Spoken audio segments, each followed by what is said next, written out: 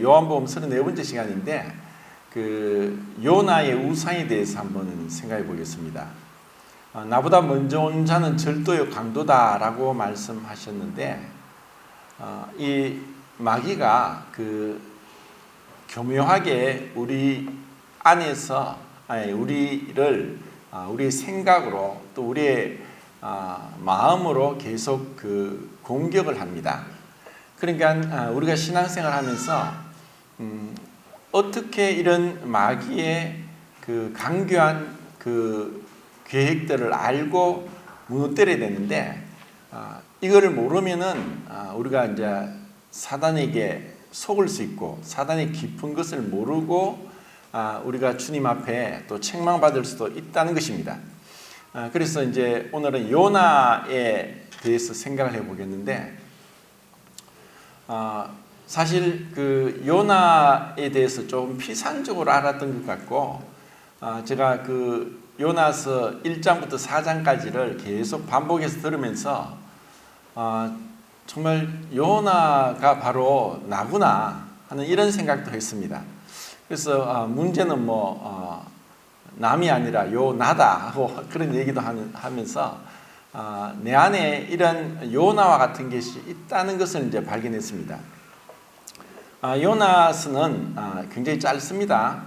그리고 북왕국의 이스라엘의 선지자인데 엘리야, 엘리사도 또 아모스도 다 이제 북왕국 선지자였죠. 그런데 이제 니느웨 멸망을 예언한 선지자는 이제 요나가 있고 또 나홈이 있습니다. 근데 요나는 북왕국의 19명 왕 중에서 가장 번성했던 때 여로보암 2세 때 여로보암이 BC 793년부터 753년까지 40년 동안 거의 통치했는데 그때 이제 활동했습니다. 그리고 북왕국을 이제 BC 722년도에 이제 아수르가 북왕국을 멸망시키죠. 그리고 이때도 지금 계속 아수르는 굉장히 강력한 나라고 또 항상 늘 이스라엘의 위협이 되는 그런 가운데 있고 그래서 이제 요나는 이제 열왕기하 14장 25절 보면은 여로보암 2세에게 이제 국력을 키워서 아수르에게 이제 대항하고 그 침략을 막아야 된다는 그러한 어떤 조언도 할 정도로 그리고 요나서를 보면은 요나가 굉장한 어떤 민족주의, 애국자라는 것을 알 수가 있습니다. 그리고 2장에 있는 큰 물고기 뱃속에서의 1인칭으로 나오지만 다른 부분은 거의 다 3인칭으로 나오기 때문에 요나가 자기를 3인칭으로 해서 이렇게 이제 예언서를 기록했을까라고 이제 의문을 가지기도 하지만 또 다른 성경에도 그런 부분들이 있기 때문에 얼마든지 우리는 이 요나서가 주님이 주신 영감받은 책이라는 것을 믿을 수 있게 됩니다. 또 마태복음 12장에서도 예수님께서 요나의 표적에는 볼 것이 없다라고 하면서 요나가 3일 동안 사실 죽었지만 다시 살아났던 것을 예를 드시면서 부활에 대한 말씀으로 이제 요나를 말씀하십니다. 우선은 우리가 요나를 볼 때 요나에게 있어서 무슨 문제가 있는지 어떤 부분에서는 참 믿음이 좋고 그리고 희생정신 그리고 자기가 죽음에 내던져짐으로 인해서 배 안에 있던 사람이 얼마인지 모르지만 다 살 수 있도록 했다는 그런 숭고한 자기 희생 정신이 있었던 것은 참 놀랍습니다. 그리고 그런 요나가 또 뱃속에서 큰 물고기 뱃속에서 나왔을 때 또 니느웨 성읍이 멸망받지 않았다는 것도 또 놀라운 또 은혜입니다. 근데 우리는 요나서를 보면서 큰 물고기가 어떤 물고기인지 모르지만 큰 물고기 뱃속에 있다가 3일 동안 있다가 다시 살아난 것을 기적이라고 생각합니다. 사실 기적입니다. 이것은 자연적으로는 인간의 방법이나 인간의 노력과 계획으로는 절대로 있을 수 없는 일입니다. 이것은 하나님이 초자연적인 간섭 가운데 그렇게 하셨던 것은 분명합니다. 그런데 요나서에는 이런 큰 물고기 배 속에서 3일 동안 죽지 않고 살아났다는 것, 뭐 기절했었는지 기도는 했었는데 또 그 시간이 얼마인지 모르지만 하여튼 죽지 않고 살아났다는 것은 큰 기적인데, 그것만이 기적이 아니라 요나서에는 그 10가지 정도 되는 기적, 그러니까 하나님께서 간섭하셨기 때문에 그렇다는 것을 우리는 알 수 있습니다. 먼저는 이스라엘에서 이제 아수르의 수도인 니느웨까지는 거리가 지도상의 거리는 한 800km 정도 됩니다. 근데 그렇게 가야 되는데 요나는 아시다시피 그 니느웨로 가지 않았습니다. 다시스로 가려고 요빠에서 배를 타게 되죠. 근데 다시스는 이제 스페인 남부의 한 도시인 것 같은데 거리가 자그만치 3,200km입니다. 그렇게 굉장히 먼 거리로 그냥 작정하고 북동쪽으로 가야 되는데 남서쪽으로 그냥 도망가 버리는 거예요. 하나님의 명확한 명령이 있었는데도 불구하고 요나는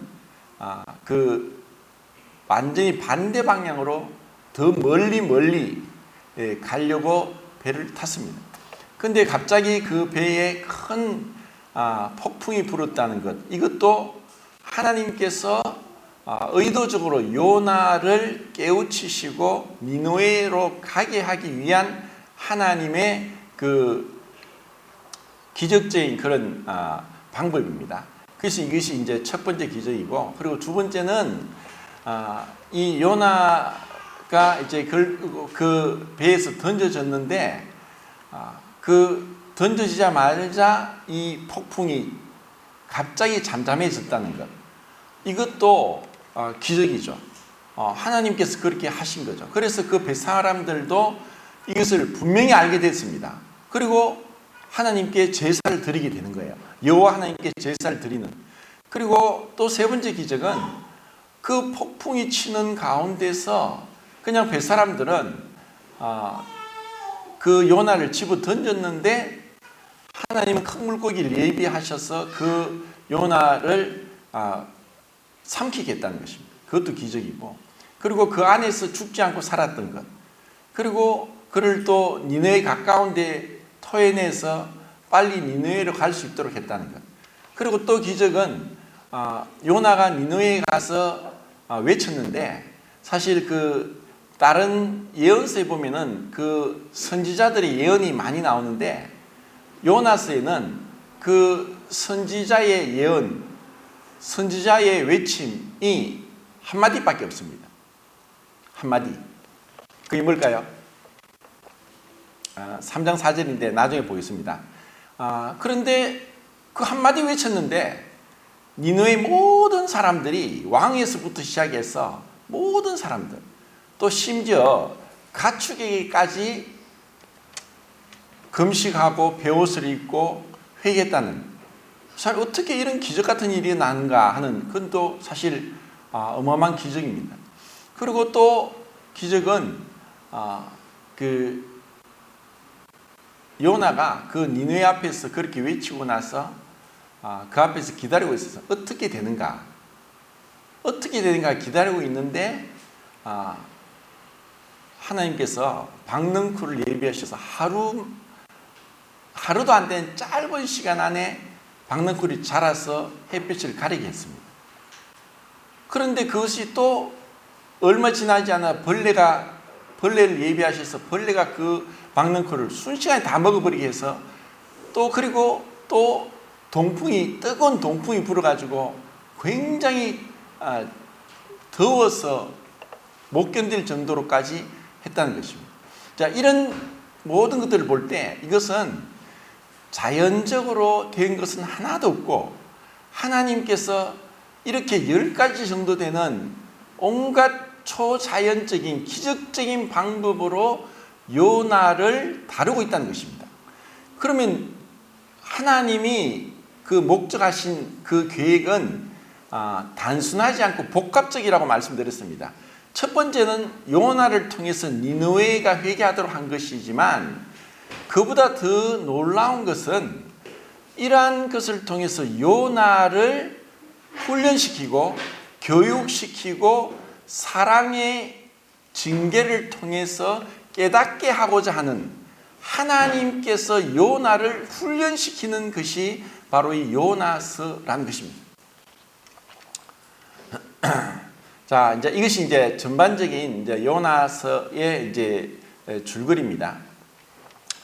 그러면 이제 요나를 통해서 하나님이 무엇을 깨닫게 해주길 원하시는가? 그리고 이 요나를 통해서 나에게는 어떤 이런 요나와 같은 모습이 있는가를 우리가 발견하는 것이고, 그리고 그것을 하나님 앞에서 돌이키고 우리가 변화받는 것이 요나서를 공부하는 목적입니다. 우선은 그 요나가 왜 그 하나님께서 니느웨로 가서 그곳에 그 심판을 외치라고 했는데 왜 요나가 니느웨로 가지 않았는가? 그것은 명백한 하나님의 말씀에 대한 불순종입니다. 이것이 이제 겉으로 드러난 모습이죠. 요나는 명백하게 하나님의 말씀을 불순종했어요. 이것은 요나뿐이 아닙니다.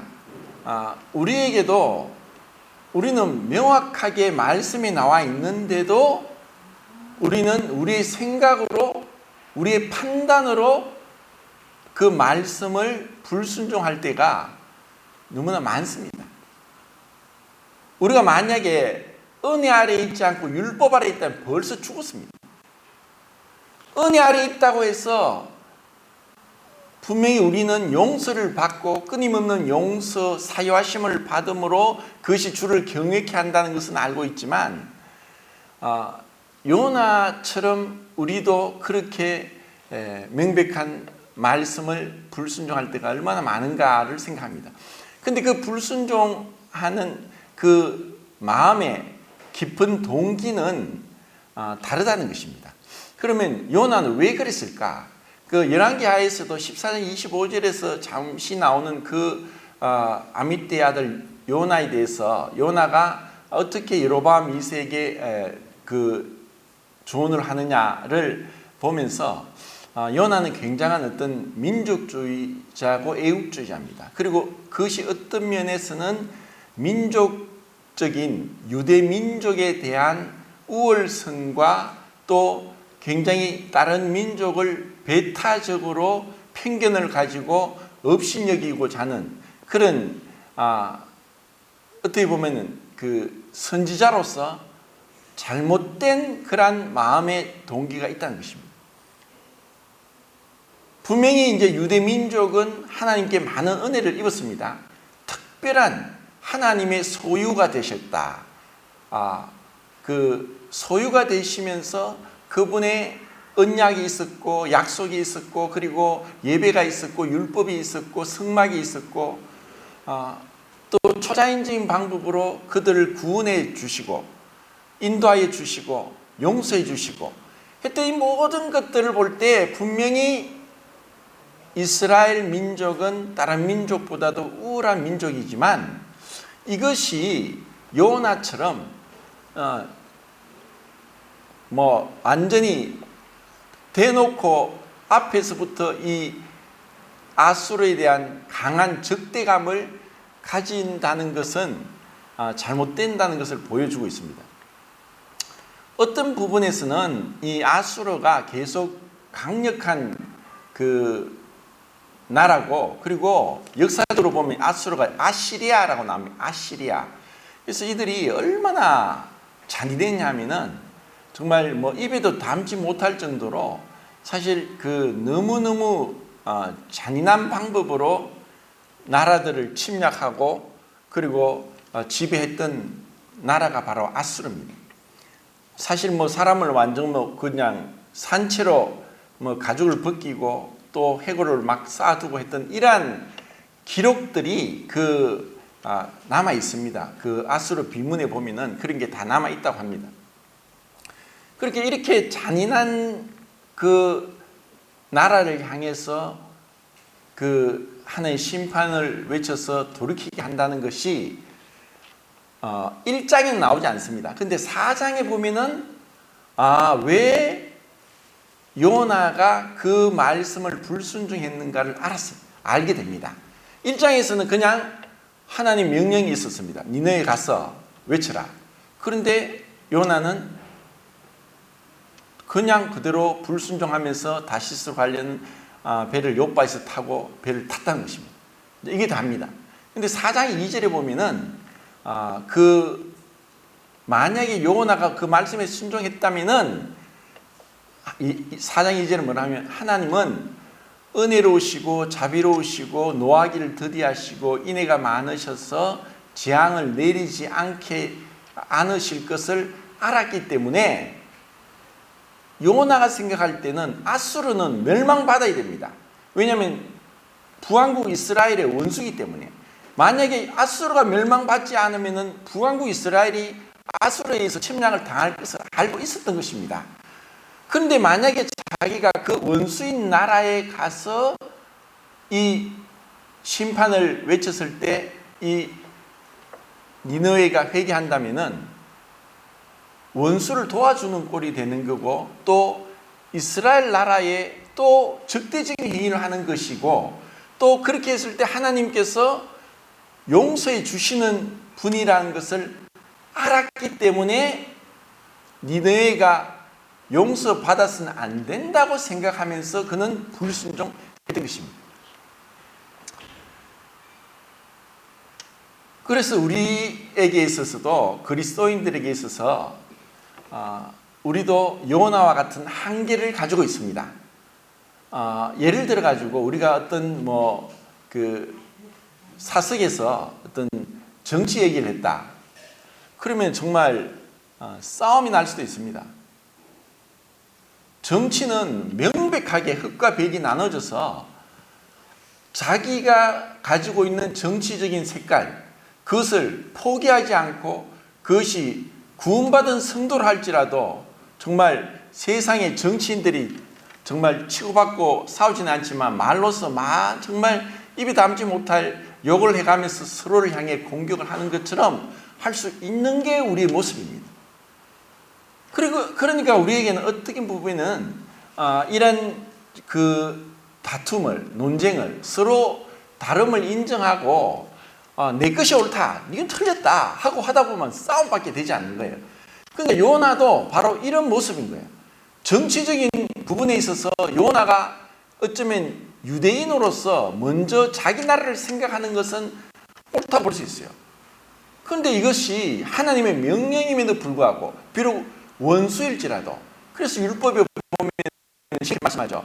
네 원수의 나귀가 길을 잃은 것을 보거든 못 본 채 하지 말고 그 나귀를 내 원수의 주인에게 찾아주라. 하나님은 우리가 양심을 속이면서까지 그렇게 행하는 걸 다 알고 계십니다. 그래서 못 본 채 하지 말라는 거예요. 우리는 생각할 때 원수의 나귀가 길을 잃었다. 하고 잘 됐다. 안 그래도 저 원수가 미워 죽겠는데 저 나귀를 잃어버렸으니까 원수에게 물질적인 손해가 갈 것을 생각하니까 정말 잘 됐다 하고 속으로 고소해야 할 수 있는 게 우리 사람입니다. 그런데 주님은 이러한 우리의 마음을 다 알고 계시는 거예요. 내 원수의 나귀가 길을 잃었다 할지라도 그것을 못 본 채 하지 말고 돌려주라는 거예요. 그러니까 우리 그리스도인들에게 있어서 어떻게 보면은 우리가 그 정치적으로 논쟁을 한다는 것은 어리석은 것이고 그것을 통해서 왜냐하면 주님은 이 땅에서의 어떤 그 그리스도의 왕국을 세우는 걸 원치 않으십니다. 이 땅은 어떻게 멸망을 받아야 되는 거예요. 그리고 이 땅에 있으면서 우리가 정치적으로 어떤 간섭을 해서 한다는 것도 분명히 신약 성경에도 로마의 식민지로 있으면서 어떠한 성경 한 구절도 정치적인 어떤 행동을 하라는 것이 하나도 없습니다. 오히려 로마서에 로마 13장에 위에 있는 권세에 굴복해라. 그 로마의 권세에 굴복하라는 거예요. 하나님의 방법은 정치적인 어떤 선동을 인하 어떤 행동을 하는 것이 아니라 모든 권위가 잘못되었다 할지라도 굴복하라는 거예요. 그래서 그들은 순교당해 죽은 거예요. 저항하지 않았어요. 육신적으로 대항하지 않았다는 거예요. 정치적인 색깔로 반항하지 않았다는 거예요. 그리고 우리 인간은 지금도 개인적으로 그럴지 모르더라도 국가와 국가 사이에서는 절대로 양보가 없습니다. 만약에 우리나라 보고 우리가 그리스도인임에도 불구하고 일본이 자꾸 독도를 자기 땅이라고 주장하니까 우리가 독도를 그냥 일본에게 주자라고 했다면 정말 돌맞아 죽을 거예요. 있을 수 없는 거예요. 국가와 국가 사이에서는 절대로 양보가 안 돼요. 그렇기 때문에 주님이 오시기까지는 이 나라와 나라 사이 전쟁 끊이지 않아요. 자, 이렇게 해서 그 요나는 만약에 자기가 니느웨에 가서 회개를 외치면, 심판을 외치면은 그들이 회개할 것을 알았고, 하나님은 이렇게 악한 아수르의 수도인 느웨의 왕이 있는 그곳에서도 회개한다면 하나님이 그들을 용서해 주실 것을 알았기 때문에 그들이 용서받아서는 안 된다고 하는 민족적인 우월감과 또 배타성을 가지고 그들을 향해서 절대로 못 가겠다고 했던 것입니다. 이것이 요나의 모습입니다.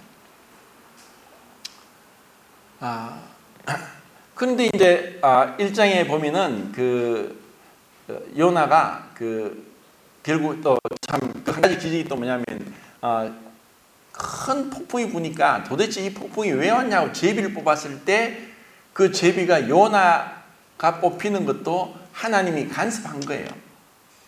인간은 그냥 제비를 뽑지만 그것을 하나님이 다 보고 계시고 간섭하고 있다는 거예요. 그것도 하나님의 기적 중에 하나가 요나에게 제비가 뽑힌 것이고 요나가 문제의 핵심이라는 것을 벳사람으로부터 알게 한 거예요. 이제 이것을 알고 나니까 요나가 그렇게 얘기합니다. 그래, 이 폭풍이 와서 배가 난파될 것 같은 것은 나 때문이다.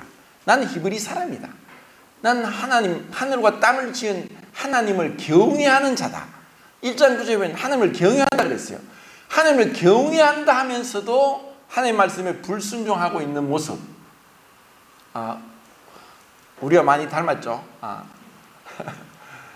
우리가 하나님을 경외한다 하면서도 불순종해요. 입술로는 그렇게 얘기하죠. 그런데 이런 요나가 나를 물에 던져라. 그러면 너희들이 살 거다. 자, 이것을 제가 몇 번 말씀을 전해드리면서 이거는 정말 숭고한 자기 희생 정신이다. 사실 이렇게 하기는 정말 쉽지 않습니다. 지금 이 배 바깥에는 막 어마어마한 그 폭풍이 불면서 파도가 치면서 그것만 보더라도 사람은 등골이 오소하고 무섭고 두렵습니다. 그래 어떻게 하든 배를 잡고 난파되지 않고 떨어지지 않으려고 막 쓰는 게 본능이에요. 그런데 그런 가운데 요나가 나를 집어 던져라. 그러면 너희들이 살 거다 하는 자기 희생적인 숭고한 마음이 있었던 거예요. 그런데 그것은 우리 인간이 겉으로 볼 때는 야, 진짜 요나는 위대한 사람이다. 자기를 희생해서 뱃사람들, 그 이방인, 할례받지 않은 이방인들을 살리고자 하는 그러한 위대한 희생정신이 있었다 하고 그를 기릴 수도 있을 거예요. 그런데 내면은 그렇지 않아요. 내면은 어떻습니까? 차라리 내가 죽더라도 니느웨는 가기 싫습니다. 니느웨 사람들이 회개하는 것을 못 보겠습니다. 그건 싫어요. 하나님 말씀 순종 못 하겠습니다. 이런 강한 반항심이 있다는 거예요. 요나가 그 폭풍이 바다에 집어 던져졌는데 살 거라고 생각했겠습니까? 절대로 생각 못 해요. 그런데 이걸 보면은 그 뱃사람들이 그래 요나 때문에 이런 걸 알고 그래도 그들이 요나 때문에 이 폭풍이 일어나서 자기들까지 죽을 것 같은 걸 알면서도 어떻게 하든 이 난파되지 않으려고 가진 애를 다 쓰고 있어요. 그런데도 안 되니까 그들이 하나님께 여호와 하나님께 기도하면서 이 죄를 우리에게 물리지 말고 우리가 이 살기 위해서 이 사람을 그렇게 물에 던진다 하고 그렇게 하는 것을 볼 때 최소한의 양심은 있어요. 너 때문이구나 하고 당장 그를 그냥 집어 던지는 것이 아니었던 것입니다. 어떻게 하든 사람을 죽이는 거잖아요. 사람을 그냥 내가 살고자 해서 상대방을 죽이지 않았고 어떻게 하든 이것을 이겨보려고 했지만 하나님은 더 큰 폭풍이 불면서 뒤집어지려고 하는 가운데 이러다 우리가 다 죽겠다 하고 요나를 물에 집어 던진 겁니다. 그런 면에 있어서 어떤 면 우리는 우리가 만약에 그 자리에 있었으면 어떻게 하겠습니까? 요나가 만약에 나는 절대로 내 때문에 그렇지만 하나님 살려주세요. 제가 이게 폭풍이 잠잠해지면은 제가 내려가서 이제 니느웨 가겠습니다. 라고 타협도 하지 않았고 하나님 앞에 그런 조건도 걸지 않았습니다. 그냥 나를 죽여주세요. 그리고 요나서 보면 우리하고 저하고 비슷한 게 죽겠다 소리를 몇 번이나 해요. 정말 죽겠다. 정말 니네가 보는 걸 내가 도저히 못 보겠다. 정말 더 죽겠다. 이런 차라리 죽여주십시오. 죽는 것이 합당합니다. 이런 고백을 스스로시 해요. 이렇게 해서 요나가 집어 던지는데 물고기가 큰 물고기인데 우리가 큰 물고기 하니까 고래를 생각하죠. 그래서 고래를 제가 찾아보니까 고래 종류가 88종입니다. 그리고 두 종류는 돌고래가 있고 또 그냥 고래가 있는데 돌고래는 길이가 4-5m 이하가 돌고래고 그 이상은 그냥 고래라고 합니다. 근데 제일 큰 고래는 흰 수염 고래인데 길이가 한 33m까지 자라고 건물로 하면 높이 한 10층 높이 되는 가장 큰 지구상의 큰 포유 동물이 고래입니다.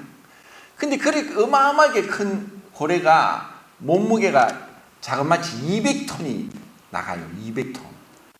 그런 고래인데도 사람은 못 삼깁니다. 왜냐? 목구멍이 농구공도 못 지나갈 정도로 작습니다.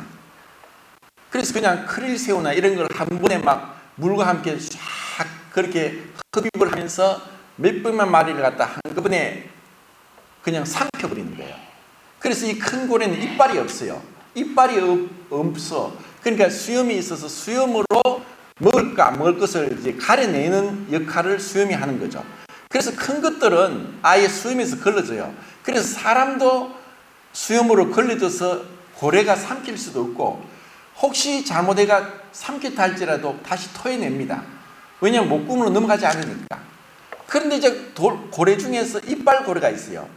그러니까 향유고래나 또 혹등고래나 귀신고래나 이런 것들은 이빨이 있기 때문에 이빨이 크기가 어느 정도냐? 한 20cm 됩니다. 호랑이 이빨이 한 10cm 정도 되니까 호랑이보다 월등히 크죠. 그래서 그 이빨이 그냥 살짝 물려도 우리는 죽습니다. 근데 그런 고래일지 아니면은 이게 흰수염고래일지는 흰수염고래는 들어갈 수 없으니까 이런 이빨 고래인데도 이빨이 물리지 않고 그 뱃속에 들어가지 않았나. 근데 뱃속에 들어가면 살 수 있느냐? 못 삽니다. 첫 번째는 다른 많은 물고기들이 위산에 의해서 녹기 때문에 메탄가스, 암모니아 가스가 나오고 그리고 그런 강한 위산으로 인해서 사람의 피부가 탑니다. 그리고 2장에 보면 그렇게 기도를 하는데 그 기도를 할 수도 없는 거예요. 그런데 하나님이 마치 다니엘의 세 친구나 다니엘을 그 사자와 불에서 구원해 주신 것은 요나도 그렇게 특별한 방법으로 구원하셨다고 생각합니다. 그래서 거기서 죽었고 기절했다는 것이 아니라 그곳에서 그는 2장의 기도를 했습니다. 그래서 2장의 기도를 보면은 나의, 나, 내가 21번 나와요. 마치 로마서 7장에 나가 33번 나오는데 지극히 자기 중심적이고 이기적이고 자기 생각에 사로잡힌 그러한 모습이 요나입니다. 이건 우리도 마찬가지예요. 굉장히 자기 중심적이에요. 내가 좋으면 좋고 싫으면 싫은 거예요. 모든 판단 기준이 자기에게 있는 거예요. 이것이 이제 2장에 나오는 요나의 기도고, 또 요나의 기도가 보면은 정말 놀랍습니다. 때로는 우리가 놀라운 기도를 드릴 수 있고 또 어떤 큰 일을 행할 수도 있지만, 요나처럼 그런 위대한 기도를 한다 할지라도, 또 그런 것이 큰 믿음이라고 할지도 모르지만, 하나님이 요나를 다루시는 것은 그런 기도나 믿음을 보시는 것이 아니라 그 자기 중심성에서 해방되고 하나님의 시선으로 다른 사물을 보게 하는 것을 훈련하고 있는 과정입니다. 그리고 니느웨에 이제 토해졌는데, 이제 3장 4절 보겠습니다. 제가 성경을 좀 찾으면 시간이 또 오버될 것 같아가지고 이제 1, 2장을 꼭 읽어보시기 바랍니다. 3장 4절 읽겠습니다. 3장 4절 시작.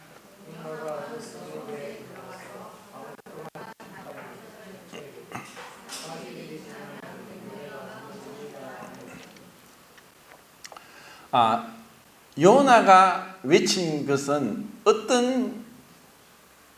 어떻게 우리가 받아들여야 될까요? 자, 니느웨는 굉장히 큰 성읍이고 사흘 동안 다녀야 될 그런 큰 성읍인데, 요나는 하루를 딱 갔습니다. 그리고 그가 외친 것은 40일이 지나면 이 성읍이 무너질 것이다 라고 외친 거예요. 회개하라, 하나님이 구원해 주실 것이다, 용서해 줄 것이다, 이런 메시지가 하나도 없어요. 그러니까 이 메시지에서도 굉장히 요나가 아직까지 자기 중심성과 민족적인 우월성과 배타성을 버리지 못하고 있다는 것을 알 수 있어요. 40일이 지나면 이 성이 무너질 것이다 라고만 했지, 회개하라, 용서하신다, 하나님께 나오라, 하나님이 너희들을 용서해 주실 것이다, 구원해 주실 것이다, 이런 메시지가 하나도 없어요.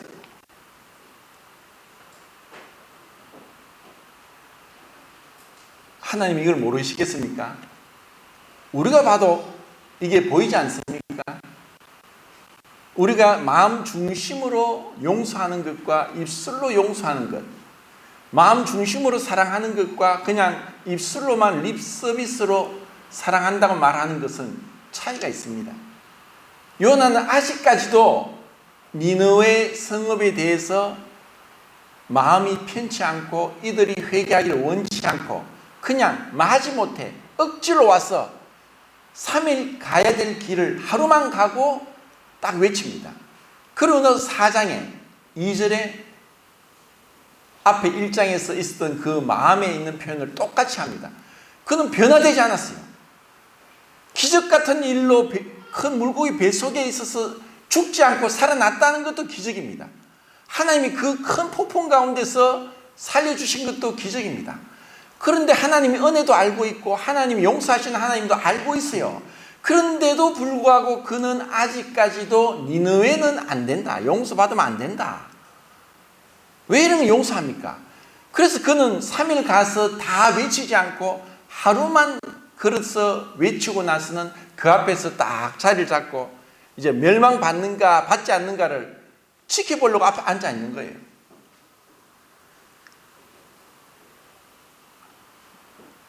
그래서 주님은 이런 요나를 계속 터치합니다. 간섭합니다. 요나에게 깨닫게 주게 하는 게 있습니다.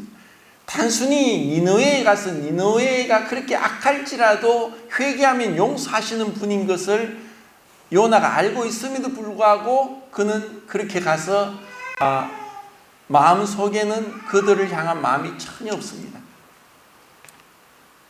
여호와는 은혜로우시고 자비로우시고 노하기를 더디하시고 인애가 많으셔서 재앙을 내리지 않으시는 줄 압니다. 그렇기 때문에 내가 불순종하고 하나님 말씀을 불순종하고 다시스로 가려고 했지 않습니까? 이제 이 니느웨가 멸망받지 안 받는지 내가 한번 지켜보겠습니다. 정말 어떻게 보면 악한 마음이죠. 그런 요나를 또 교육하기 위해서 하나님은 박능쿨이 순식간에 확 그냥 자라게 해서 그늘을 가리게 했습니다. 그러니까 그 니느웨가 멸망받는지 안 받는지 앞에서 다 지켜보고 있었다니까 햇빛이 내려져서 덥지 않습니까? 그런데 자, 앞에 한 가지 제가 놓쳤네요. 니느웨 성은 왜 갑자기 왕에서부터 막 모든 가축에까지 소나 양이나 염소노까지 물도 마시지 않고 베옷을 입고 회개를 했을까요? 이것을 오늘날 천문학자들이 이제 그 컴퓨터로 이렇게 이 행성들을, 이 태양 행성들을 이제 운동하는 것이 굉장히 규칙적입니다. 정합니다. 그래서 과거에 언제 어떻게 무슨 일이 일어나는데 BC 765년경에 그 아수르 니느웨 지역에서 계기일식이 있었다는 것을 발견했습니다. 그러니까 계기일식이란 뭡니까? 달이 태양을 가려가지고 태양은 그 지구의 130만 크지만 1억 5천만 킬로미터 떨어져 있고 달은 지구의 6분의 1밖에 안 되지만 38만 킬로미터 떨어져 있어요. 그런데 달이 지구 가까이 있으니까 달이 태양을 가려버린 거예요. 그러니까 대낮인데 갑자기 캄캄해져 버린 거죠. 그러니까 그 당시에 사람들은 이게 계기일식이 뭔지 모르니까 갑자기 대낮이 캄캄해지니까 정말 두려워가지고 왕부터 모든 사람이 다 회개했다는 거예요. 자, 이런 기적을 하나님이 일어나게 했던 거예요. 그래서 그들이 회개했어요. 자, 그러면 하나님은 이렇게 잔인한 나라 사람들도 회개하면 용서하시는 분이란, 정말 우리가 상상하지 못할, 우리는 생각할 때, 야, 저 인간은 회개할 수 없어. 저 인간은 지옥 가야 돼. 저렇게 악한 인간, 잔인한 인간은 죽어야 돼. 라는 말을 얼마나 많이 합니까? 그런데 하나님은 그렇지 않다는 거예요. 이렇게 하나님이 기적 같은 방법으로 그들을 회개시켰습니다. 그리고 심판하지 않았어요. 그런데 요나는 그것을 보고 갑자기 또 벌레를 예비하셔서 벌레가 그 박는 걸 순식간에 다 갉아먹게 해버렸습니다. 그리고 또 같이 뜨거운 동풍이 확 불어오면서 막 태양빛에다가 뜨거운 동풍에다 막 갑자기 더워서 막 죽을 증이 되니까 차라리 내가 죽는 게 낫겠습니다. 나를 죽여주십시오. 내 죽여달라는 소리 몇 번이나 하고 있어요, 요나가. 차라리 죽는 게 낫겠다. 그러면서 내가 죽는 게 낫다. 내가 죽는다고 이렇게 생각하는 것도 내가 옳다. 내가 옳습니다. 내가 틀리지 않습니다. 끝까지 자기 주장을 굽히지 않아요. 하나님 앞에서. 우리가 하나님께 나아간다는 것은 내 생각이 옳고 그름으로 판단하는 게 아니에요. 종이 있는데 주인이 종 보고 이걸 하라 했는데, 주인님 제 생각에는 그거 그렇게 안 좋을 것 같은데요. 이러다가는 그냥 몰매 맞아요. 군인이 가서 그 상관이 돌격 앞으로 했는데, 상관님 지금 돌격 앞으로 할 때가 아닌 것 같은데 후퇴해야 될 것 같은데요. 이럴 수 없는 거예요. 군인에 의해서 항명죄는 그 자리에서 총살해도 죄가 안 돼요. 자, 하나님께서 그렇게 말씀하시는데 하나님 그거 아닌 것 같은데요. 자, 이것이 바로 요나가 비록 니느웨에 가서 외치고 니느웨가 회개했고, 그리고 그가 자기 희생적인 정신으로 내가 물에 던져라, 내만 죽고 너희들이 내 때문에 죽지 않아야 된다는 그런 숭고한 희생적 심에도 불구하고, 그리고 2장에서 뱃속에서 그가 기도하는 그 기도를 볼 때 얼마나 주옥 같은 기도입니까? 그런 기도에도 불구하고 여전히 변화되지 않는 모습이 요나에게 있다는 것입니다. 무엇입니까? 큰 하나님의 마음을 모르고 있어요. 4장 11절이 마지막입니다. 11절 읽겠습니다. 시작.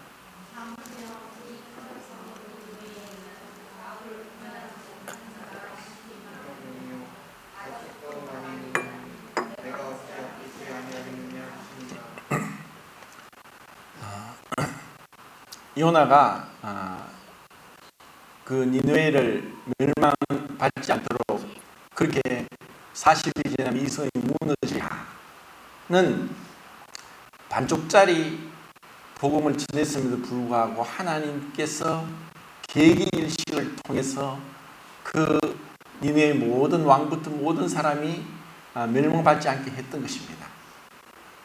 자, 그런데 주님은 말씀하시는 거예요. 그리고 이 좌우를 분별치 못한 자가 12만 명이나 있고 또 가축도 많다라고 했습니다. 자, 하나님이 우리 사람이 볼 때 가축은 그냥 우리에게 잡아먹기 위한, 우리에게 단백질을 공급하기 위한 것이고 또 때로는 그것을 통해서 돈벌이를 해서 나를 부유케 할 수 있는 재산점으로만 생각할지 모르지만 하나님께서는 가축도 피조물입니다. 그래서 가축도 하나님이 창조하셨기 때문에 노아 방주의 모든 종류의 가축들을 다 짐승까지 다 태웠던 것처럼 하나님 앞에 이런 하나님께서 창조하신 그 하나님의 마음, 좌우를 분별치 못하는 이 12만 명이 되는 이들을 향한 그 마음을 요나가 깨달아 알기를 원했던 것입니다. 그리고 이것이 끝입니다. 요나가 이것을 깨달았는지 진짜 회개했는지 모릅니다. 왜? 바로 요나가 바로 나기 때문입니다. 우리 각자에게 말씀하는 거예요. 우리 각자에게 내가 정말 하나님이 이 세상을 심판하신다. 주님이 곧 오신다. 그러면 주님 오시기 전에 회개하지 않으면 두 분의 기회가 없다. 그들이 영원한 지옥불에서 고통을 당한다. 그들이 어떤 고통을 당할지 우리가 알고 있다. 그런데 우리는 정말 그들을 향해서 어떤 마음이냐는 거예요. 제가 지난주 울산 서부 교회 가서 그 3일 동안 머물렀던 그 형제님 집에서 그 자매님이 64세인데 류마티스 관절염을 앓고 있어요. 그래서 운전을 해도 기아를 갖다가 이렇게 N에서 뒤로 옮길 때 막 두 손으로 억지로 해야 될 정도로 그렇게 고통스러워하고 그래서 약을 먹어서 조금 나은데 그렇게 온몸이 뼈마디 관절 아프지 않은 데가 없어요. 근데 이 자매님이 얼마나 전도에 열심인지 제가 부끄러워졌어요. 한 그 여자 교장 선생님, 퇴임한 교장 선생님을 전도하려고 5년 동안 쫓아다니면서 집 청소까지 다 해주고 제주도까지 같이 따라가서 또 거기서 복음을 전하고 또 제주 한림 서부교회까지 데려가서 복음 듣게 하고 전화만 하면 언제든지 받고 정말 종처럼 그렇게 해서 그 여자 교장 선생님이 구원받으시고 남편도 구원받으시고 또 다른 교장 선생님과 또 교사들도 전도해가지고 계속 복음을 연결되고 있고 또 이웃집에 살고 있던 또 노부를 또 계속 상담을 해주면서 또 그들의 모든 것을 다 채워주면서 또 전도하는 계속 이 자매님은 오로지 이 전도에만 몰입하고 전도를 위해서 어떻게 하든 그 마음이 정말 불타는 것 같은 것을 보면서 정말 주님 제가 부끄럽습니다 하는 마음이 들었어요. 우리에게 이 요나서를 통해서 주님이 정말 원하시는 것은 우리의 어떤 외적인 모습 또 우리의 어떤 입술의 고백 이런 것이 아니라 주님께서 그 잔인한 니느웨 사람들에게까지 좌우를 분별치 못하는 이들을 향한 주님의 그 불붙는 긍휼하심 그리고 그들을 용서하기를 원하시는 그 하나님의 마음을 깨달아 알게 하고자 하는 것이 바로 요나서고 이것이 바로 우리에게 주는 주님의 메시지가 아닌가 그런 생각을 합니다. 이상입니다.